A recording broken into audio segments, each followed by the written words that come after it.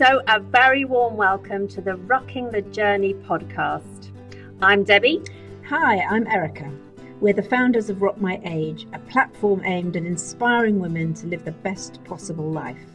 Okay, so sit back, grab that coffee and join us for some raw, honest and deep conversations with a whole range of women who we admire and think have something unique to say about living life to the full.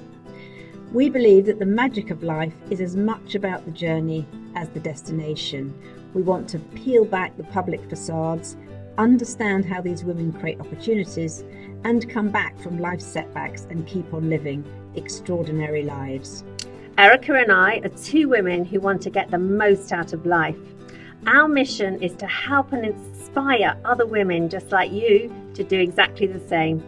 And we hope you will come and share the journey by registering for our podcast at rockmyage.com. Join us at Rock My Age Facebook community or follow us at Go Rock My Age. So welcome to this next edition of Rock the Journey at Rock My Age. I'm absolutely delighted to have with me Natasha MacAller, otherwise known as the Dancing Chef. Natasha started as a ballerina. In fact, she started ballet at the age of 6 and as a professional at the age of 13. She was a ballerina for 30 years. She danced at the prestigious Joffrey Ballet and the Boston Ballet.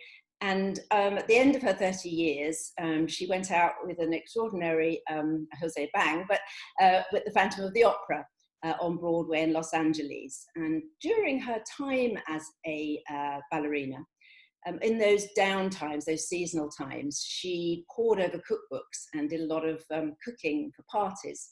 And she grew, I think, a passion for that, and Natasha will talk to us in a minute about that, and ended up as a chef. And if that wasn't enough, she is now an author and a very sought-after restaurant consultant. So Natasha's going to share her journey. One of the things that I was really interested in when I talked to Natasha was that she has authored 2 books. One is Vanilla Table and the other is Spice Health Heroes, which is an absolutely fascinating book on the qualities and benefits of spices to our well-being.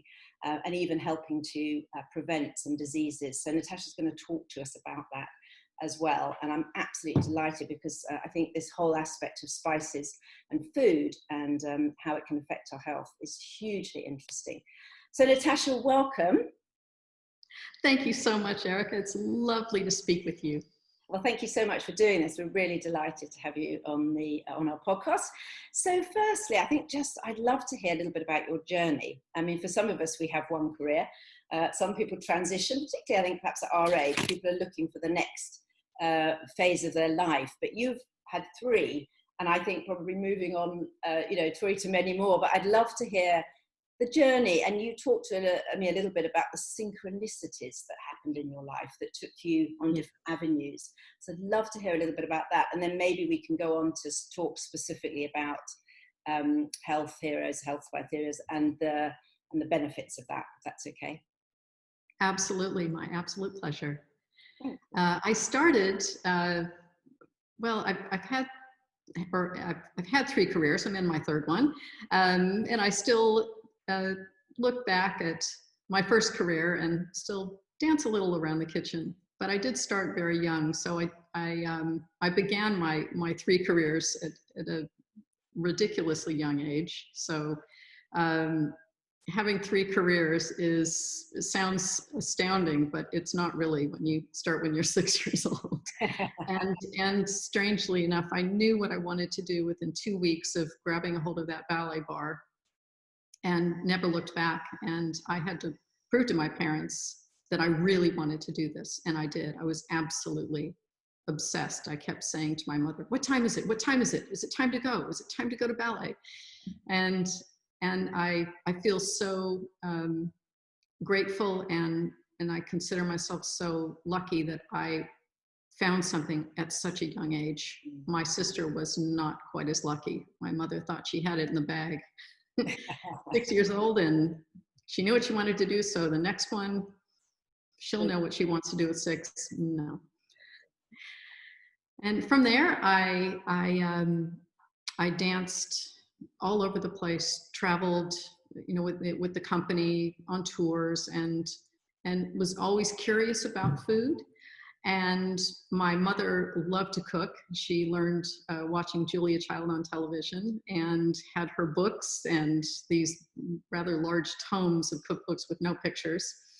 And she would cook these magnificent meals that sometimes were not too magnificent for young children, but we learned a lot, and from that, she did inspire me to love cooking.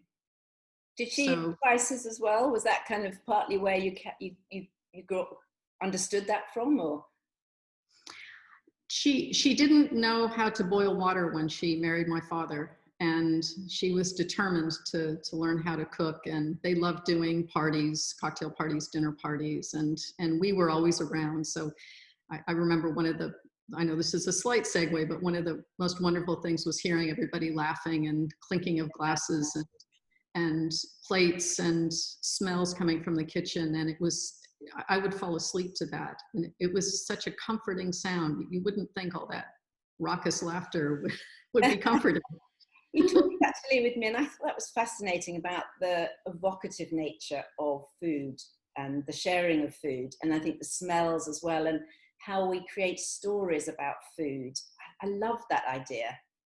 Oh, it makes it, when you look at a cookbook and you see all of these, the same recipe for fried chicken or macaroni and cheese or some comfort food or some elegant beef Wellington or a simple spinach salad.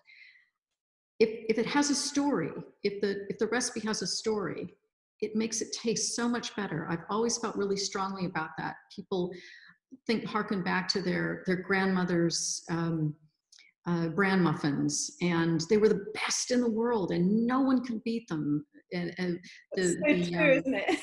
It's so true. The newly married wife, the husband says, "My mother made the best meatloaf, and you try to replicate it. You have the recipe, and it's never as good." And that plays on our memory of flavor, a memory of taste. And so having a story can get your salivary glands going, and you can be excited about it, because you can transform yourself into that place where that story takes place, and it just makes it taste better. It's funny, isn't it? I wonder if that's the word. Probably not, but what came to me when you were saying that was soul food, from the soul. Yes, yes. I don't know. Exactly. The real soulful cooking, and coming from family, or coming from a friend or a mentor. Those are the experiences. The best chicken salad sandwich was made by a dancer, a colleague of mine, and it can't be replicated, because that memory never leaves us. You spoke about mindful food to me as well, or mindful eating actually, and spoke about a story about chopsticks. I seem to remember we talked about chopsticks. And is that, as we're on the subject of the kind of stories of food and the way we eat, is that very important to you, around this idea of mindful eating? It should be for everyone to be mindful. People sometimes, when they're stress eating, or you're watching a scary movie, or you're excited about something and you have some food in your hand, a bowl of popcorn or some chocolates, and you just can't stop eating, because it's actually just this mechanical motion, and a lot of people don't realize they're doing it, and that's stress or anxiety eating. Stress, not necessarily a bad thing. You're excited, you're seeing something on the television, but being mindful, having that opportunity to build a couple of habits. There's a few that I that I built. One was the chopsticks, eating a spinach salad, a bowl of spinach, fresh spinach leaves and slippery onions and tomatoes or little bacon bits, and the dressing makes everything all shiny. And you have to pick up the spinach leaf with the chopstick, and it's a labor of love. And by the time you get halfway through, you're full because it makes you eat more slowly. I call it fight for your food. Like a lobster, when you crack open the shell, you have to pick away at it and you get just the tiniest morsel, and yet it's satisfying. You can really taste the flavor.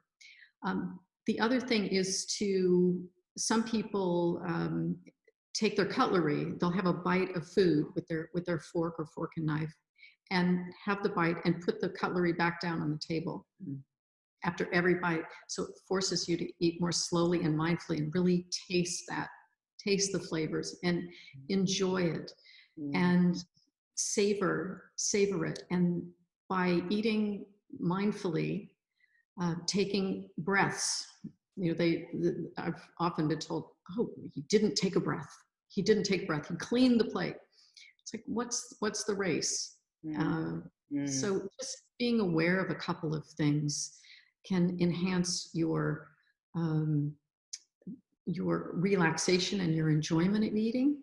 And you tend to eat a little bit less because you get full faster. I guess also there's something, isn't there, about when you stop, like you said, when you put your cutleries down, there's a moment, I suppose, of taking it to feel gratitude for the food as well. Just kind of allows us to feel that as well, doesn't it? This is such yes, exactly. Yes, yeah, beautifully put.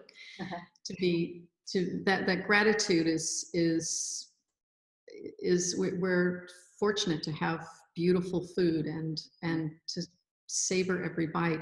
I had he was kind of mentor of sorts, a chef in Chicago named Charlie Trotter, who very sadly has passed on. And he was self-taught. He was one of the biggest influences for me when I was actually starting to work as an apprentice and going to culinary school.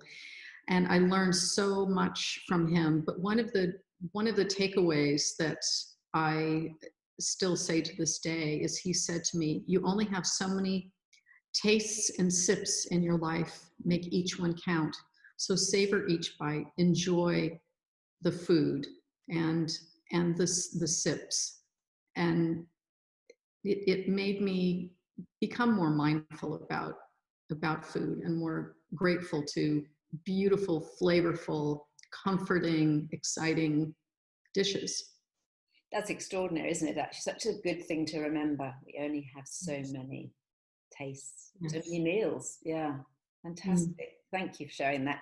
So talk to me a little bit about, moving from a ballerina to a chef. How did that happen? Did you train? I think you've obviously talked about Charlie Trotter there as a mentor. And were there things that were complementary or that you learned from ballet that you took into being a chef, or now obviously being a restaurant consultant and author? Are there themes, are there value sets, are there capabilities or skills that you found you translated?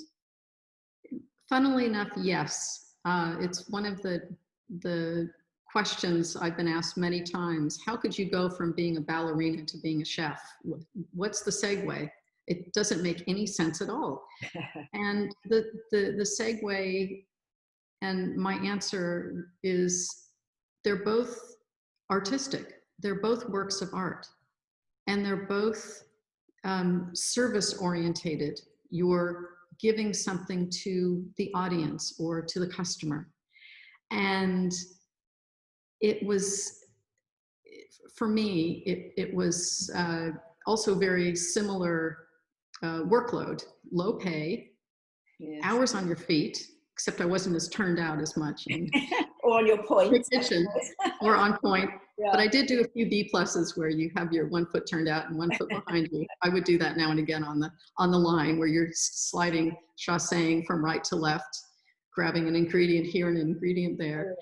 And And it is creating something beautiful and giving to the audience, and all that is left is the memory. Think of it. So, you watch a performance on stage, and they go into the wings, and they come back out again, and the show finishes, and they take their bow, and you leave the theater, and all that's left is the memory.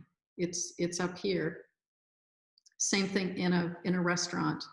You go, you're served a beautiful dish or a memorable dish, hopefully, and you leave, and all that's left is the memory. But it's your taste buds, those senses, your eyes, of course. You know, we eat with our eyes first, and then we smell.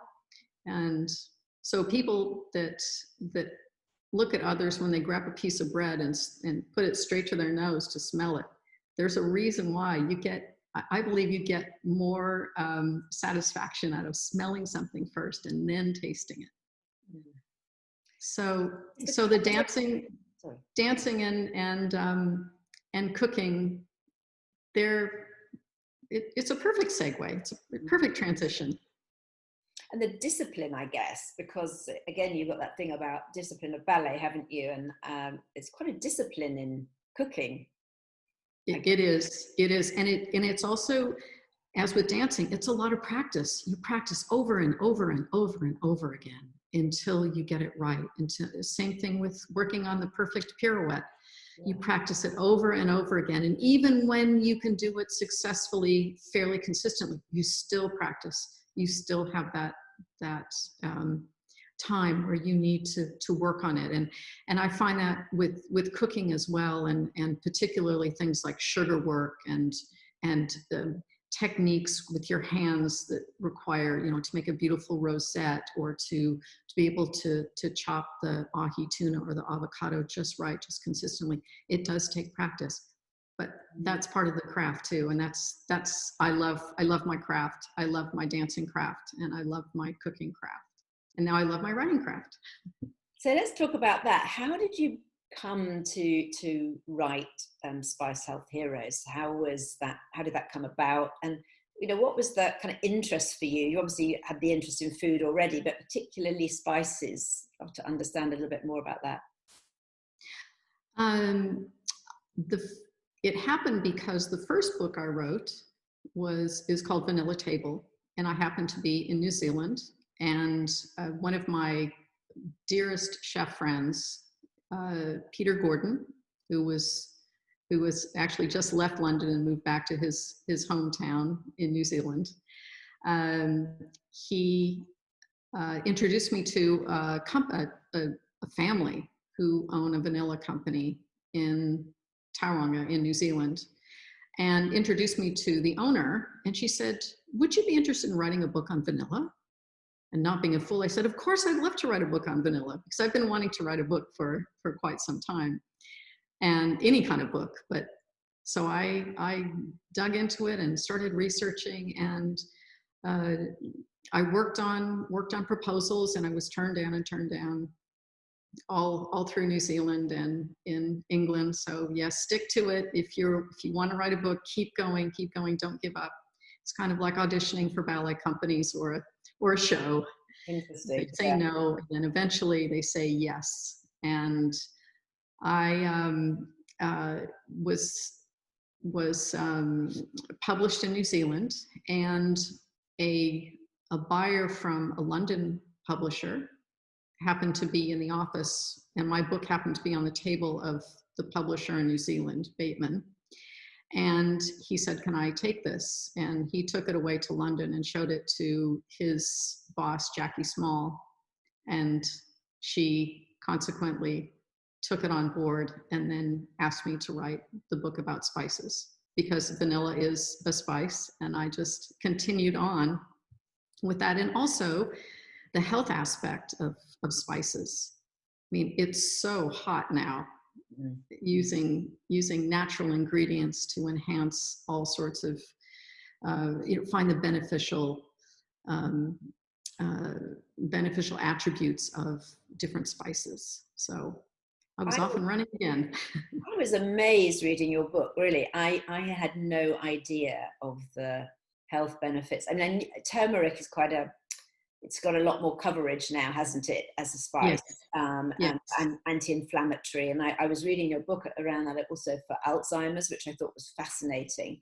And I think it was cumin as a hormone balancer as well. Yes, and fenugreek. Fenugreek as well for hormone. Fenugreek, it is a natural bioidentical hormone for men and women. I found that it was one of the most curious spices, the least understood, because it's only used in a couple of cuisines, and it should be in more. And it's the only spice that has protein. And when you hydrate it, it becomes kind of like chia. You know, we're all pretty familiar with chia, how you put water in a bowl of chia and it becomes a jelly. Fenugreek does a very similar thing, but it's actually protein, and it is a hormone balancer, and they still use it. There's still in a pharmacy there are bottles of fenugreek that women take if they're when they're not lactating properly after they've given birth. It helps enhance the breast milk, and that has been going on for hundreds of years. You were saying about that wisdom in your book, that it's our ancestors use this as part of their daily life, in a sense, and to prevent illness, and yet we've kind of lost that a bit, haven't we?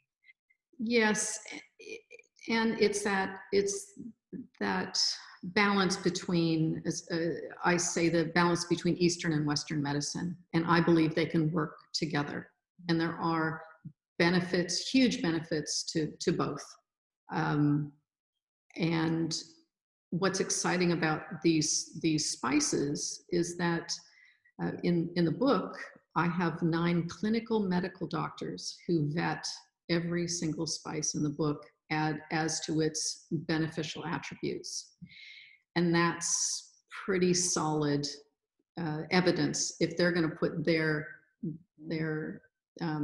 name on the line. For instance, turmeric or turmeric, that's, you can say either one. It's not the American versus British European accents. Turmeric is the most studied, most researched spice in the world. And it has been studied for, oh my gosh, 50, 60 years. I might be wrong. It might be even more. And it's been used for all sorts of medicinal purposes, as well as a flavoring ingredient, as well as dyeing clothes with its bright yellow color. And we're now incorporating turmeric into our lives. We see it in all the shops, and everybody says, take turmeric, it's going to help all sorts of things. However, one of the most important things that I want to stress about turmeric is that it is a fat-soluble spice. You can't just have a shot of ginger and turmeric. You need to have fat, some kind of fat, be it a nut, a seed oil, milk, nut milk, just some kind of fat in order for it to activate the curcumin, which is the active ingredient in turmeric. Really important. And peppercorn. If you add peppercorn and turmeric together, the piperine in the peppercorn actually enhances the bioavailability of the turmeric and makes it far more beneficial. So those 3 things are really important to using turmeric at its best. That's fascinating. So 2 questions there. On the fat side, is that why people often in India used to have the turmeric with milk? Or is that something separate? Because I know there was a golden milk or something where you used to add the turmeric into the milk. Yes. Fat? Yes. Okay. Yes. I think the coconut milk. Yes. Mm-hmm. Okay. And also when you're blooming spices in a pan, you want to toast them, but you need to add oil to it. because you actually toast them and you get this lovely caramelization, and you also get that activation of the fat soluble spices. Got it. And then the peppercorn is, can you do ground pepper? Yes. Yeah. Yes, absolutely. You can do white, green, and black are actually all the same peppercorn, and they're all just different stages of dryness. So they're the most common, of course, is black, but they're all the same piper rind filled peppercorn. Pink peppercorn is actually a relative of the cashew family, and it's pretty and it's lovely, and it has that kind of papery pink shell to it. You can almost smash it, crunch it. It's quite delicate, and it's really pretty, and it has a lovely, gentle, peppery flavor. So that's nice to add for color, but not for health benefit. Okay, I'll try that. Thank you. I don't know about you, but it might be nice to have a quick break and maybe pop that kettle on again. Meantime, we'd love to see you on our website and Facebook, rockmyage.com, and Instagram at GoRockMyAge. And do check out our workshops, retreats, and coaching, and some cool self-help development tools. We've been on lots of retreats, Debbie and I, and coached women from all different walks of life over the years. And we've made sure we've pulled out the best of what we've experienced, so you can be sure these are definitely the best of the best. Okay, back to the conversation. Are there spices, Natasha, that you, I guess, use the most, have in your kitchen all the time? You know, are there 2 or 3 that you just love using with everything? Or do you, I know now you've got such an array that you can use, but I'd be interested. I love using, of course, black peppercorn. And one of the tips that I learned from another chef a few years ago is take your whole black peppercorn before you put it in the grinder and lightly toast it in a dry pan, lowish, medium low heat until you can smell it. When you can smell that fragrance, take it off the heat, let it cool, and then put it into your pepper grinder or grind it then, and you'll get this lovely, lovely toasty, peppery flavor. And it actually is easier to grind in the peppercorn because it's drier. It really dried it out, made it crispy. Crispy's good. I love cumin. Just adore the scent. It just makes my tummy rumble. And I love ginger as well. Ginger is absolutely superb.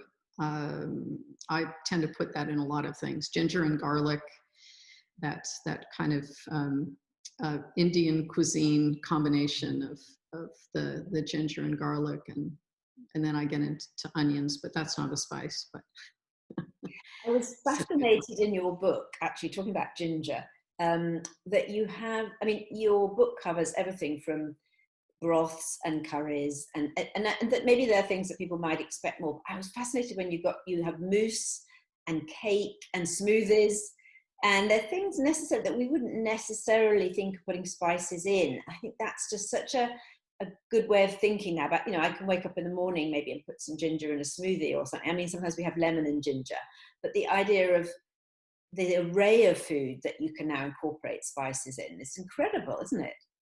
Oh, absolutely. And you want to use your favorites, use things that give you comfort and joy, but experiment with other ones, and the combinations. One of the interesting combinations that I use is with persimmon, which is sweet. It's astringent, but I add a little. I cook with it, and I add a little bit of curry powder. Combination, and it pulls the flavor of the persimmon out, and it gives it a richness and a kind of a curiosity. It's like, what is that? I really like it, but I'm not sure what it is. What is in there? And that's part of the fun of food, and creating flavors, and not being afraid to use new ingredients, new spices, new you know, if it's not good, you throw it out, or you put it in the compost, and you start again. And that's all about practice and and make what you like. If you really love that combination, it's relative. Food is the flavor, the taste, the enjoyment is relative. You had a saying, I think, in your book, "The spices are the flavor of life." Yes. And that was so true, actually, isn't it? Because the color and the taste and the stories, as you said. And I thought there was a lovely piece in one of the things I read about you, that vanilla was a smell that your mother had. Your mother always used vanilla cologne, and that was something for you that was very special for you. Yes, it's very special. I wrote a paper on the memory of vanilla and how powerful it is, and how we're so set in our memories. Vanilla is a childhood memory for many, many people. And when I ask people that I'm lecturing to or teaching, or we're doing a cooking class or a demo, I say, "What's your first vanilla memory? What's your first vanilla memory?" Or Erica? Do you know, I actually, vanilla I love. I think it's probably the smell of vanilla ice cream. It is kind of quite strange. I didn't particularly like vanilla ice cream, but there was something quite comforting about having vanilla ice cream with apple crumble. And I've always had that smell of apple and vanilla. So that was mine when I think about you're right on par. I think it was 95% of people said vanilla ice cream. Yeah. And a couple said, one gentleman said, "Grandma's kitchen." Yeah. And I love that now, putting vanilla candle on, sometimes perhaps more at Christmas, but it's just got that depth for me, which is so interesting. It's that evocative kind of soul depth from childhood. Just brilliant. Yeah. It does. And the most fascinating thing about this little experiment I did, which is now everybody's heard of it, is because I must have written it in the book. I had people close their eyes, because that intensifies your experience of smell and taste, to taste this little pot, take a little taste from this little tiny pot. And I said, taste that? What is it? And it was vanilla sugar. I said, "Okay, your memory is vanilla ice cream. Hold on to that memory. Now close your eyes and taste this." And they tasted it and opened their eyes and, "What? I don't understand." And it was vanilla salt, because our mind, our memory is so in tune with vanilla being sweet. Mm-hmm. It's not sweet at all, technically, at all. If you taste it, it's woody and it's bitter, but that aroma, that fragrance, and adding a little sugar to it, or having it with sweet things, is just overwhelming. However, salt and vanilla is pretty cool too. Okay. Thank you. It's made me now, I'm thinking about childhood. Isn't it funny how you go on to those things? So a couple of questions, so just in terms of next steps for you. You talked to me a little bit about a next book coming out next year. And is that building on the spice knowledge, understanding, or something completely different in the culinary world? It is building on the spices. It's kind of a segue, but it's a very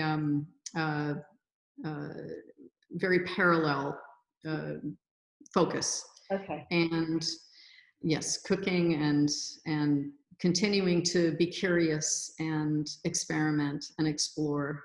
Excellent. And working on it and excited about it.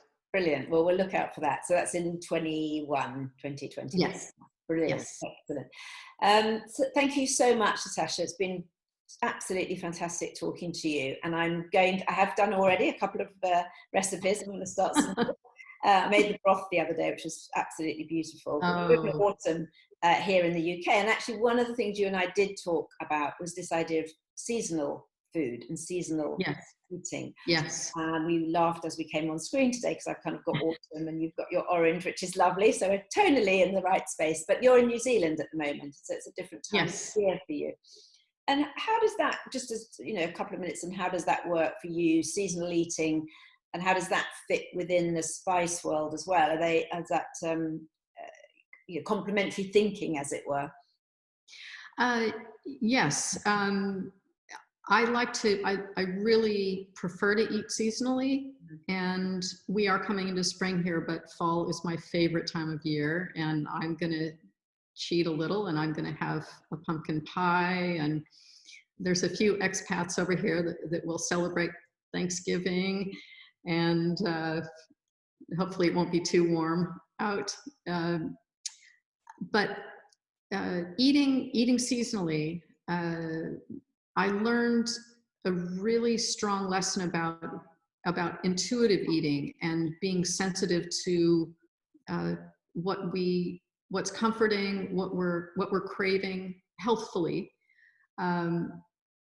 Flying from London to New Zealand, not only is it a long flight, but you switch hemispheres. And if you go winter, summer, it's quite I don't get jet lag, but my stomach gets jet lag because there's a transitional time where your body was once, you're thinking, oh, cherries, apricots, oh, but then you come to winter and those things aren't available and you don't really crave them. You want soups, you want lovely spices like cinnamon and nutmeg and star anise, and you want a little chili to warm you up and some cocoa to give you energy. And I found that I love eating, well, I love salads. I'm a salad person. And I'll get to winter and I don't want the salads. And the body takes a little time to adjust. So that just reinforces how strongly we should listen to the seasons and eat for the seasons, even though many of us have that opportunity to get and enjoy things out of season. Yeah. So it's just something to think about. Okay, thank you. Is there a particular recipe in your book that in autumn you particularly like yourself? I mean, they all look lovely, but is there anything there that you love yourself? Well, I love there's an apple and rosemary galette. So it's just a simple free-form tart, and I make a homemade apple butter. And I know that the apples are out in the UK now, and they are some of the best, scrummiest apples in the world. And I'll make an apple butter and then spread it on the pastry case, not a case, just a flat piece of pastry, and then tuck little stacks of apples around, and then dot it with walnuts, a little brown butter, and a little brown sugar. And then I also finely mince up some rosemary leaves. You get that lovely aroma of the apple and the rosemary, and it's absolutely delicious. Just tuck it up and put it in the oven and cook it like a pizza really quick. Take it out and slice it up and have it with vanilla ice cream. Oh, my mother has apple trees in her garden, so I was literally thinking about that as you said it. So that's going to be on my autumn on your list. Thank you. Yes. So just to close, I thought we might have a little bit of fun if you're up for this. I thought we might do an either or, just to see which ones you kind of feel. So if you don't mind, we'll have a little bit of fun here. No, so, absolutely. So for you, cauliflower or cabbage? Cabbage. That's good. Turmeric or garlic? Oh gosh, I like both. Garlic though, I'll go with. Rice or potatoes? Potatoes. Rosemary or thyme? Thyme. Pomegranate or pear? Oh gosh, these are really tough. You put pomegranate. Did you say pomegranate? Yes. Yeah, you put pomegranate in your book, and I use pomegranate on with cauliflower sometimes, in a warm salad. Ah. I love that. It's because it brings that beautiful color out as well, doesn't it? Oh, gorgeous, gorgeous color. well, the qualities of pomegranate in your book and the health benefits of it, I didn't know about. So I'm a big fan. Oh yes, it's so good for you. Lemon or lime? Lime. This is going to be a funny one. Cherries or cocoa? Oh gosh, I'm going to have to go with cocoa, but I do love cherries. But you've got a recipe with both in your book. Pepper or salt? Another tough one. Pepper. You can have them both, really. Chili or mustard? Oh, and these are all so difficult. Mustard. I'll go with mustard. Okay, last one. Avocado or coriander? Avocado. Okay. Natasha, it's been such fun. Thank you so much. I have learned so much from you, and not just about the spices and cooking and all of these lovely stories about food and eating and sharing of the food as well. But also this idea of, I think, tenacity, and that we can move through life and take on new things and grow and explore. And I really get a sense of your quality about exploring life. So thank you so much. I've really appreciated it. I know everyone's been fascinated about this. I can't wait to read your next book next year.